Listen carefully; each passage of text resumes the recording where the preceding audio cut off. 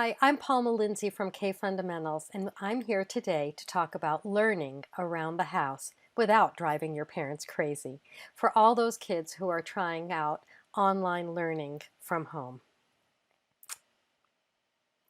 We're going to be covering how to gather the skills that you need to teach your youngest learners and how to zero in on specific math skills and English language arts skills through remote learning. Let's talk about how we get those skills. But before we do, did you happen to see the little pink star down at the bottom? I have freebies for you, and the pink star indicates prizes that will be coming your way.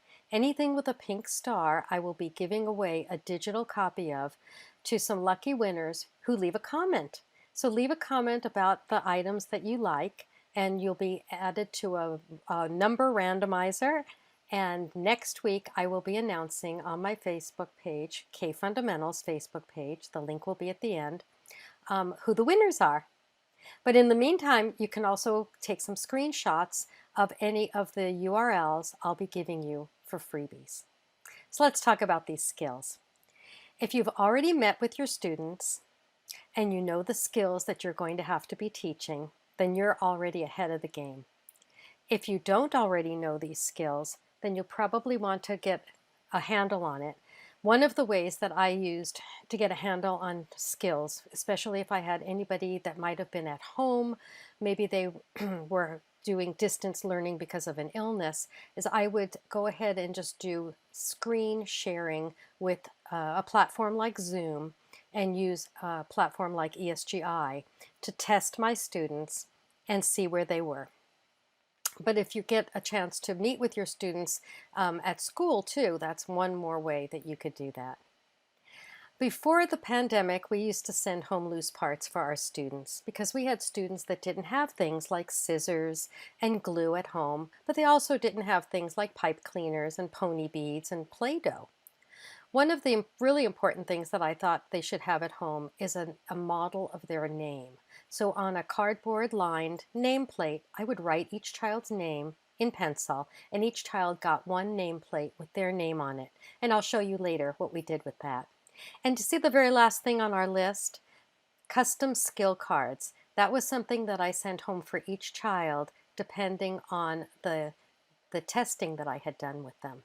So that's what those pink cards are in there. They are custom skill cards. How did I get these cards? Well, I tested each child and I recorded their skills on charts. This particular one was number recognition. And of course, these weren't the names of my students, but for my example here today, I wanted to show you that I can look at each skill vertically and I would just highlight the holes. These are the children that need to work on recognizing the numeral 0.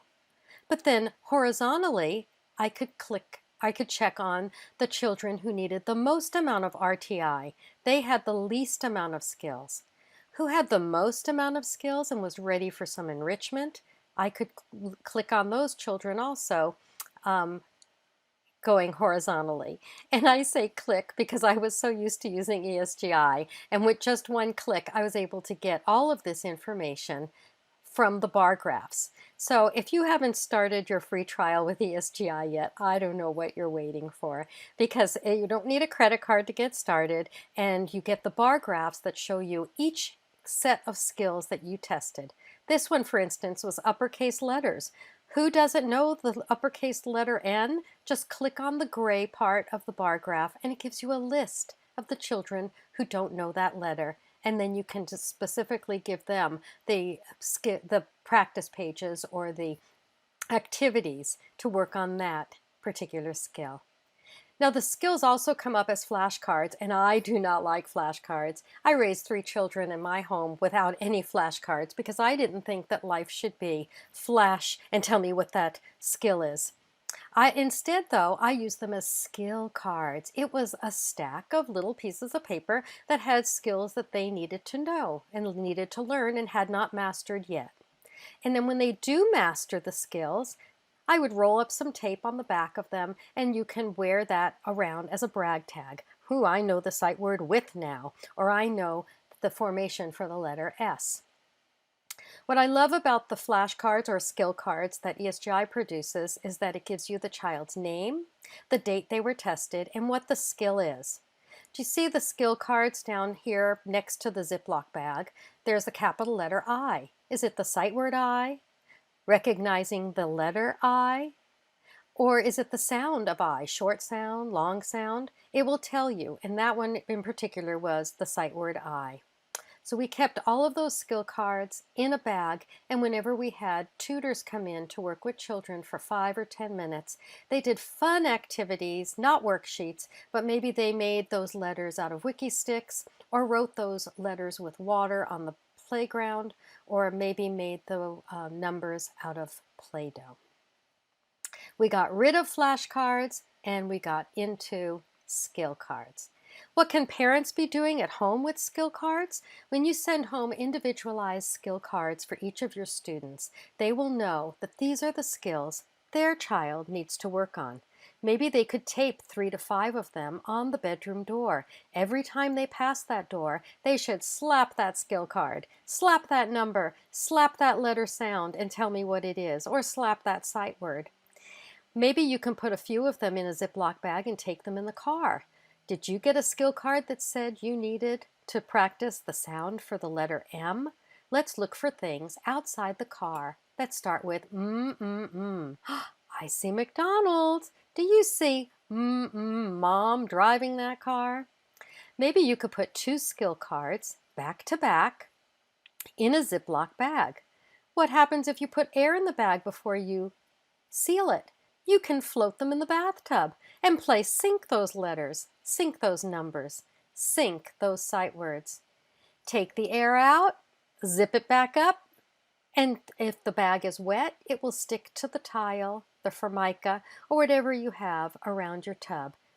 And then you can stick those letters, numbers, and sight words up. If your students have a box of Jell-O at home, you can take that nameplate that had their name on it and have them trace over the letters with white glue. Then they sprinkle, sprinkle, sprinkle with powdered Jell-O. This was orange Jell-O. It looks very pale orange right now, but after they shake it off, look at what happens. Visually, it gets very vibrant. Let it dry overnight, and they can feel it with their fingers. They can scratch it with their fingernails and hear it. They can smell it. The orange will smell of orange. The blueberry will smell of blueberries, and so on. I did ask them not to lick their sight word names, which, by the way, that is their first sight word, right? We had Boomer as our mascot, and so we made one for Boomer in our classroom. But think about how children could be making these for other sight words or numerals or numbers that they're having trouble forming. Okay. They can also do that with salt. You can color salt, or they can use it. They could use glitter glue, but it just won't smell. You can also have children write with water. Write your letters, your numbers, or your sight words, and then watch them evaporate. So let's talk a little bit about specific math skills. If you've tested your children, remember that testing sheet we had, or if you're using ESGI, look at your bar graphs and find the children that need specific skills. If you can't send home butcher paper with your children, that's okay. They could use the back of wrapping paper, or just open up a large brown grocery bag, lay it flat, and on the inside where there's no printing, they can make little parking spaces. Number the parking spaces. So you've got number order, 0 through 10, and maybe you've got several parking lots. If they don't have little cars, that's okay. A little colored piece of construction paper cut in the shape of a rectangle can be their cars. The cars can either have number words or 10 frames, and you want to match the numerals to the parking spaces, the numbered parking spaces. Here's a freebie for you that has to do with numeracy. You've got from Crayola Queen on TPT. Here's a bit.ly for you. Now, bit.lys are URLs that are case sensitive. So you want that capital C and the capital N So go ahead and take a screenshot so you can go get this freebie. Perfect time of year for candy corn. You've got numerals, number words, and 10 frames. And right down there by that little guy, you'll see some sit spots. And I love sit spots. And I've got some I can be giving away also. If you mention sit spots in your comments, I'll be sending out one package of sit spots too. Sit spots are especially good right now too for distance learning if you are back in the classroom and you have to keep the children apart from each other. You can use them to show them where to stand and where to line up. Here's a freebie from K Fundamentals, my company, and it's all the numerals from 0 to 100. You can just print off the 0 to 10. All of the numerals are underlined, so you know that that's a 6 and not a 9. You'll know the 9s because they're all straight, they're not curvy. You'll know the 4s because they're all straight and not pointy. Maybe your students have chip bags at home, little snack-sized chip bags. This was a Dorito bag. They might have a cookie bag. They might have a potato chip bag. They might have a cheese nip bag. So Doritos were triangles. Potato chips were ovals. Cookies were circles. And cheese nips were squares. And we just put in plain paper and we made a number book. 1 Dorito, 2 Doritos, 3 Doritos, 4. 10 is certainly a lot more than 3. If they don't have a stapler at home, that's okay. If they take a piece of paper and they fold it in half, hot dog style, and cut it on that seam, then they've got 2 pieces of paper folded together, make 4 pages all together. You want them to have 5 of these half sheets to make 10 pages for their book. If they don't cut it apart, they can put it either direction, but if they do cut it apart, they could put it portrait style. But if they don't have a stapler, they can just hold it together while they're reading their book back. So they can do this at home. Oh, and if they don't have a chip bag, how about a party napkin with some cute little flowers on it or something? If they don't have that, how about a regular paper napkin? Paper napkin, open it up into just a large rectangle. It makes a great book cover. Another way to learn numbers is by writing them or tracing them with colored glue. A little bit of food coloring in glue makes it so much fun. This pale green will dry into a dark green. This Gingerbread Man retelling book is integrated with number formation. And what I would have the children do is after I read the story to them, they would illustrate the first page that goes with the rhyme about how the story starts. And then they would trace 1, 2, 3 and let it dry. So that's the cover and the first 2 pages there on the left. And then the next day they'd come back and we'd talk about the next part of the book. Boys and girls, 4, 5, 6, I'm in a fix. There's a little rhyming poem. And today you're going to trace 4, 5, and 6 when we get off of line. And then the next day we'll do 7, 8, 9. And the last day is 10, 10, 10. I'll be giving one of these away, the Gingerbread Man number formation book. How about addition, algebraic operations? Now this one's great for Halloween. You can just draw a spider web on half a sheet of paper, leave the other half of the sheet blank. I gave them spider rings, but if you don't have spider rings, that's okay. They could use paper clips at home and a hand-drawn spider web. And then we did this with 3 spider rings. You could do it with any amount. So put them in a cup and shake them 3 times. 1, 2, 3, spill them out. How many spiders are touching the web? Only 1. So this number sentence would be 1 plus how many aren't touching the web? 2. 1 plus 2 equals 3. What's another way to make 3? I'll be giving one of these sets away. It goes from 2 up to 10. But what if you don't want to do spiders? What if you want to do this later in the year?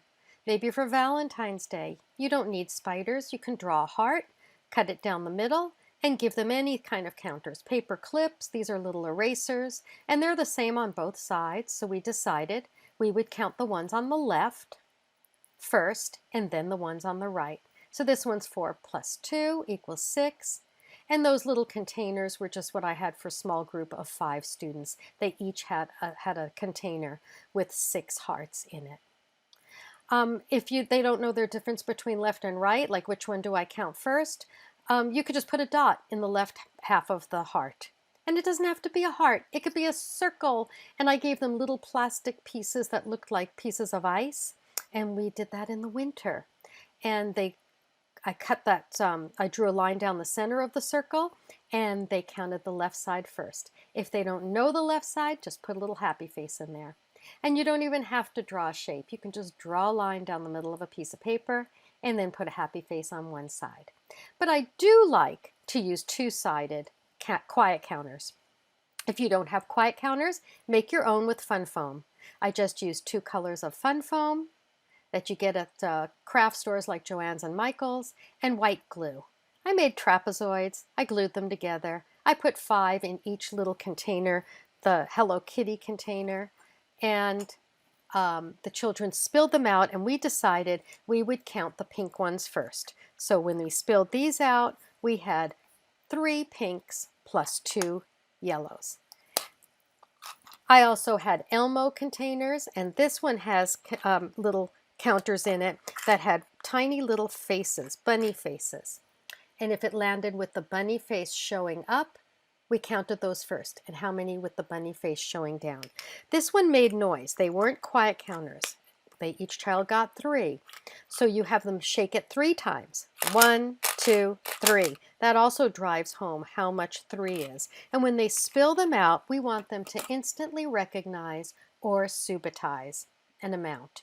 So if you have quiet counters that have 2 different colors, red on one side, yellow on the other, shake it 5 times. 1, 2, 3, 4, 5.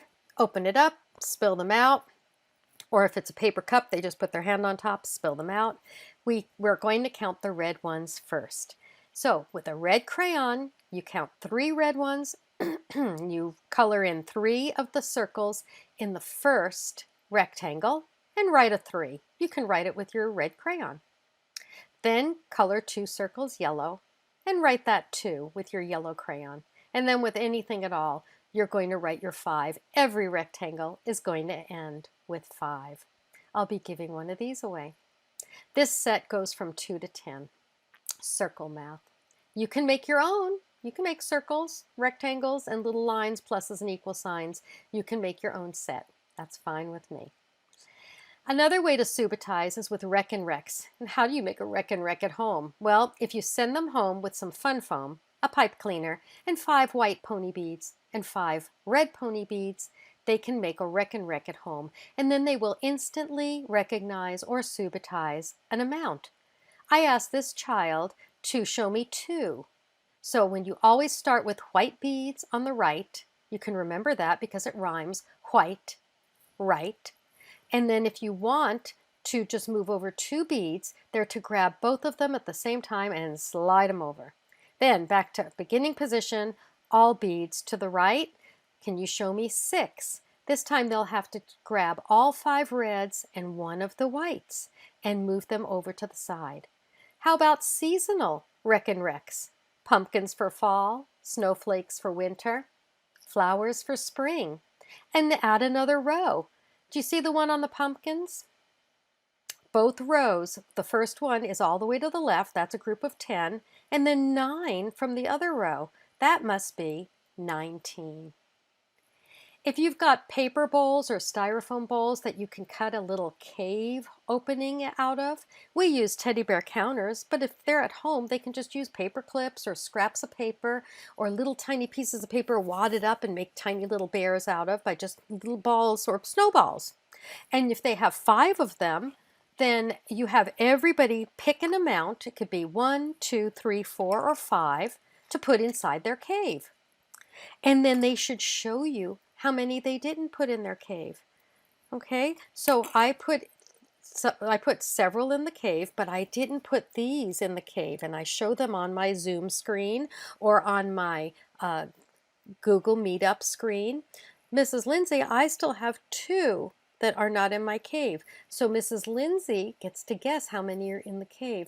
And isn't it funny how she always gets it right? Or you can have the other children guess. We all started with 5. If he still has 2, how many are left? That's algebra. And get the children measuring at home. Send them home with a small ruler or maybe Unifix cubes. And if you don't have them, perhaps paper clips. We have lots of paper clips at school. Maybe they can lay down potatoes on the table and measure how many paper clips long their potato is. And then maybe tomorrow, can you everybody bring to our Zoom meeting something that was 10 paper clips long? And then make sure that they're comparing sets. Right now, lots of people have disposable gloves. So if they put about half a cup of flour inside each glove, you do not want it to be packed tightly. Tie the ends really, really well with something like twine. And after you've tied it, wrap that twine around it a few more times and put in a few more knots. You do not want that flour coming out. Lay those gloves flat, and since you didn't overstuff them with flour, you can fold the fingers to make sets. A set of 3 is compared to a set of 5. And then use your tongue depressors or popsicle sticks that you put together with glue. The children can add teeth if they like, with cardstock or fun foam. They can add a Google eye or just draw one in with a marking pen and point to the smaller set. They can flip their popsicles greater than less than or a tongue depressor greater than less than toy over to point to the other set, but then you'll have to adjust the pieces and adjust the fingers. What about English language arts? Let's talk about some ways to integrate fun activities they can do at home. You can actually teach the children some of Heidi's songs. If you haven't been to HeidiSongs.com, you definitely want to go there. She is brilliant, and I use these in my classroom every day. We use them when we were walking to the lunchroom or the bus or just in the classroom. Online, they're perfect because the children can learn the songs and then sing them at home.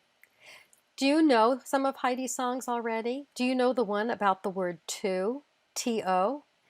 To is written with a T and then an O. To is written with a T and then an O. To. First you write a T, then you write an O. To is written with a T and then an O. To.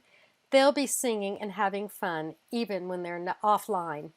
Boys and girls, today we talked a lot about the letter F, and we talked about things that begin with that sound of f, f, f. And we can do our zoophonics, and we can do all sorts of things about the letter F. This set that I'll be giving away one of comes with 26 templates in color, so you can make a big book for your class, and 26 templates in black and white, so you can send a PDF to your students. Boys and girls, tonight you're going to get this template, and I want you to draw in 3 pictures of things you found around your house that begin with the sound of F. Maybe you found a fish. Maybe mom and dad can help you write that word. Maybe you found a fork. Maybe you found a farm. Maybe you live on a farm or you have a book about farms. The set also comes with beautiful colored pictures that actually fit in those squares that I would use for making a big book for my class. Remember those flashcards? Well, maybe you don't want them to make a big mess at home with shaving cream, but a little bit of shaving cream on a cookie sheet or on a paper plate or a plastic plate is so much fun for writing your letters, writing your numbers, and your sight words.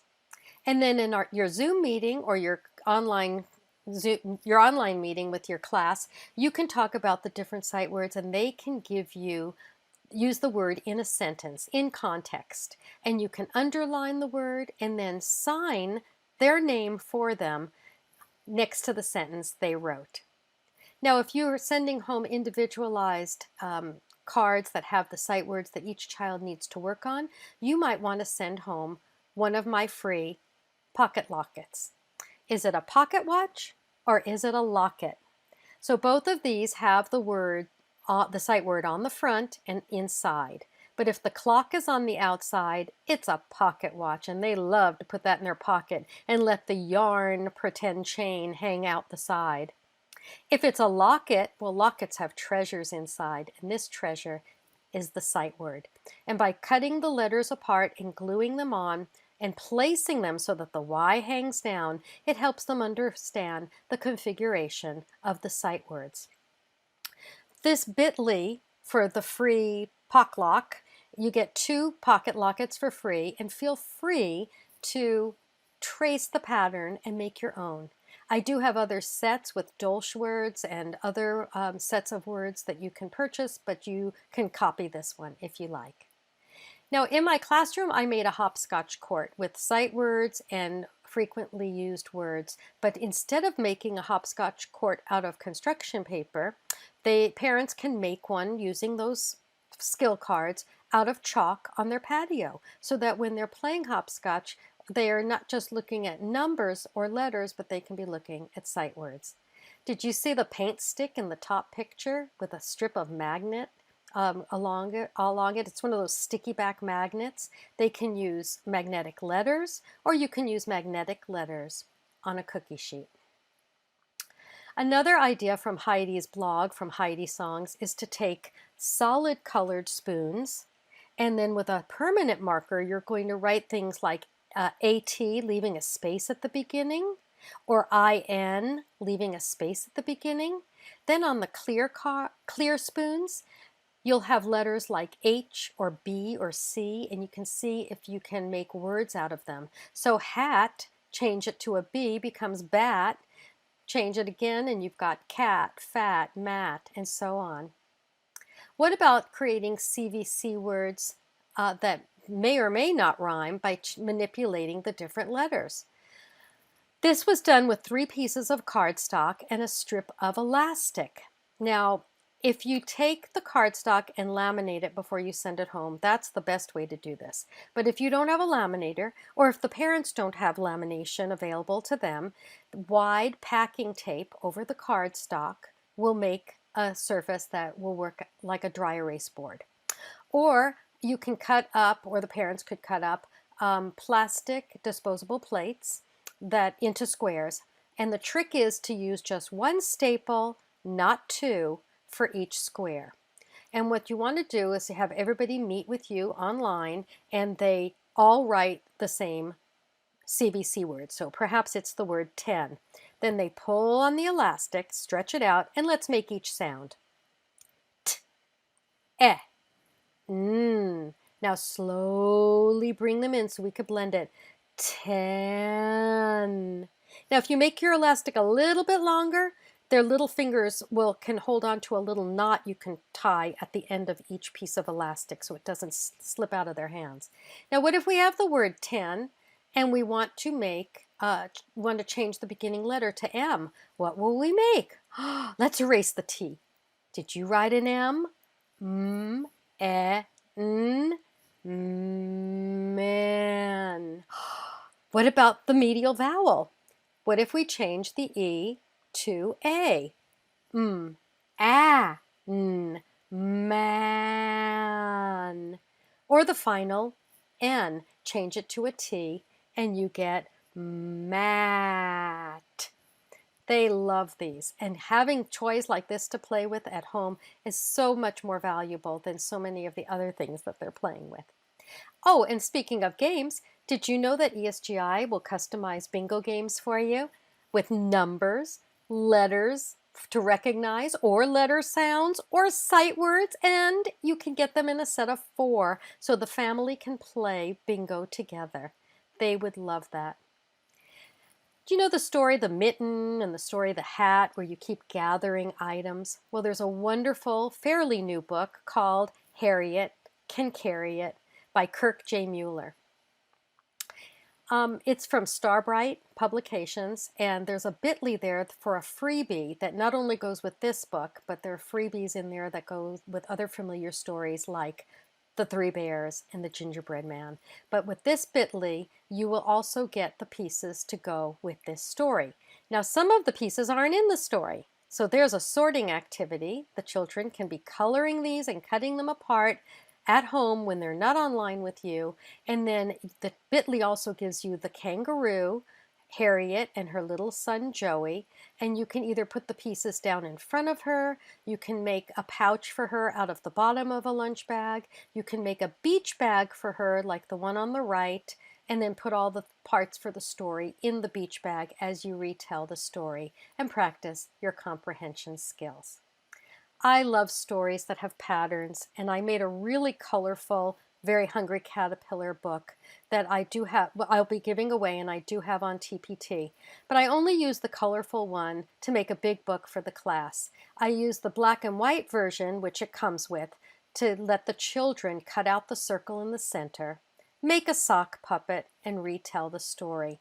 Now inside the sock puppet, they put the butterfly all folded up. So when the butterfly comes out at the end of the caterpillar, you pull him out of the sock, and that's how the story ends. And there are also some pages about the butterfly life cycle. But at home, maybe you don't want to send home PDFs, so just send home plain construction paper. These pages have the 4 strawberries and the 3 plums and so on. But maybe you just want to send home plain construction paper. They cut a hole in the center of each one, and I showed them how to pinch and snip, and then you can cut around and make a circle. And then with their sock puppet, they can retell the story of the Very Hungry Caterpillar, a classic. You can also use retelling bracelets with beads. Do you remember the chip bag that we used for numbers? Well, what about using it to teach weather words? Like maybe a page about rain.